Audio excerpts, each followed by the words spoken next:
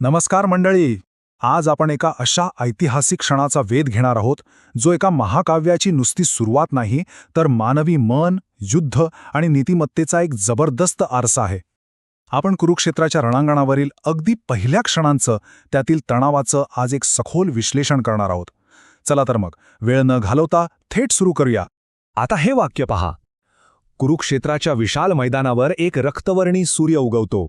हे नुसतं वर्णन नाहीये. हा रक्तवर्णी सूर्य म्हणजे पुढे काय वाढून ठेवलंय त्याचा एक स्पष्ट इशारा आहे. या एकाच वाक्यातून तो प्रचंड तणाव आणि युद्धाची धग आपल्यापर्यंत पोचते.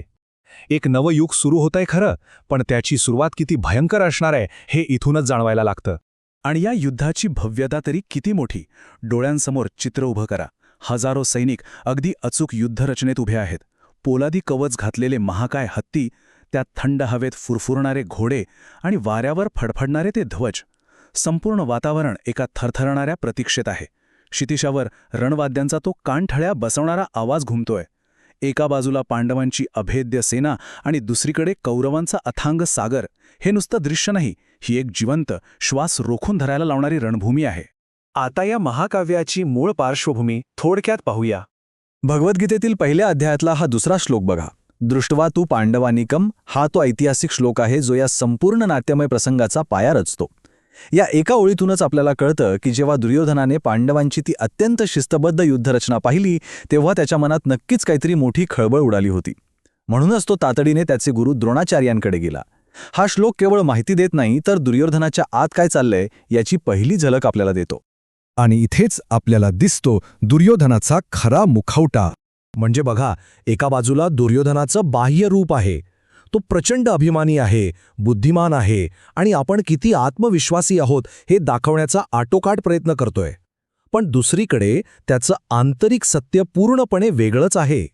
त्याच्या त्या पोलादी कवचामागे एक स्पष्ट भीती दडलेली आहे. जेव्हा त्याची नजर समोरच्या निर्भय योद्ध्यांवर पडते ना, तेव्हा त्याचा तो आत्मविश्वास क्षणभर का होईना पण नक्कीच डळमळतो. सत्ता आणि अहंकाराच्या पडद्यामागे किती मोठी असुरक्षितता असू शकते हे इथे एकदम स्पष्ट होतं. ही अस्वस्थता त्याच्या वागण्यातून कशी उफाळून येते ते पहा. तो आपल्या रथातून अत्यंत वेगाने खाली उतरतो. ही घाईच त्याच्या मनातील धाकधूक दाखवून देते. मग तो गुरु द्रोणाचार्यांजवळ जातो आणि शत्रूची विशाळ सेना दाखवून म्हणतो, पहा, तुमच्या शिष्याने किती कौशल्याने ही युद्धरचना केली आहे. आता हे सगळं कशासाठी? तर आपला आत्मविश्वास अजिबात डळमळलेला नाही हे सिद्ध करण्यासाठी. पण खरं सांगायचं तर हे सगळे प्रयत्न म्हणजे स्वतःच्याच वाढत्या भीतीवर पांघरून घालण्याचा एक केविलवाणा खटाटोप आहे. पण यावर गुरूंचा वास्तवाचा धडा काय होता ते आता पाहूया. तेवढ्यात परिस्थिती अचानक बदलते.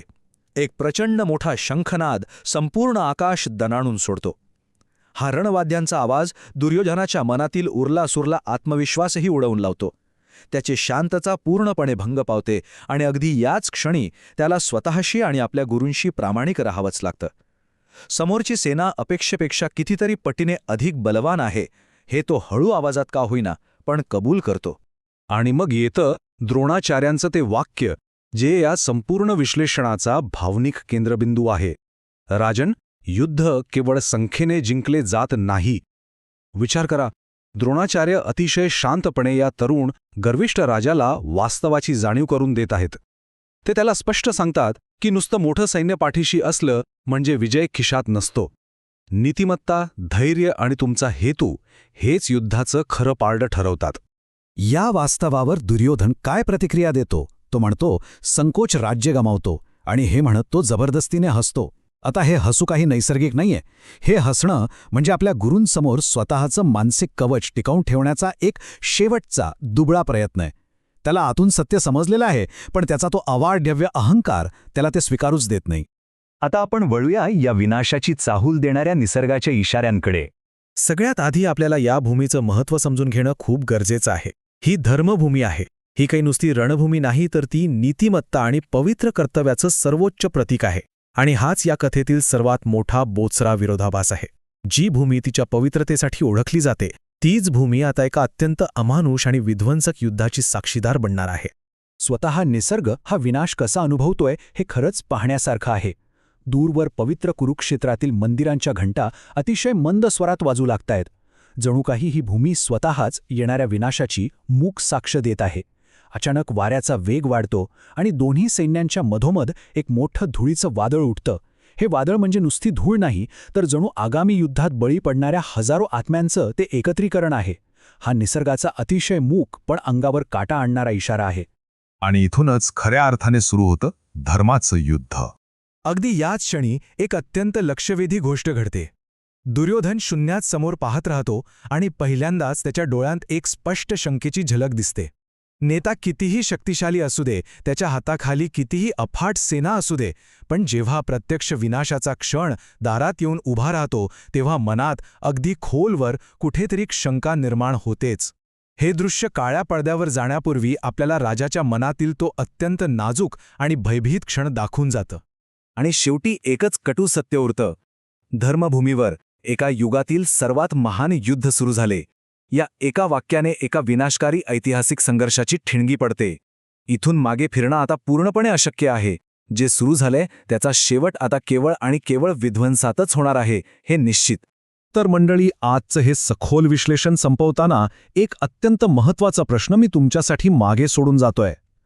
जेव्हा कुरुक्षेत्राची ही धूळ खाली बसेल तेव्हा अहंकाराचं नक्की काय उरेल?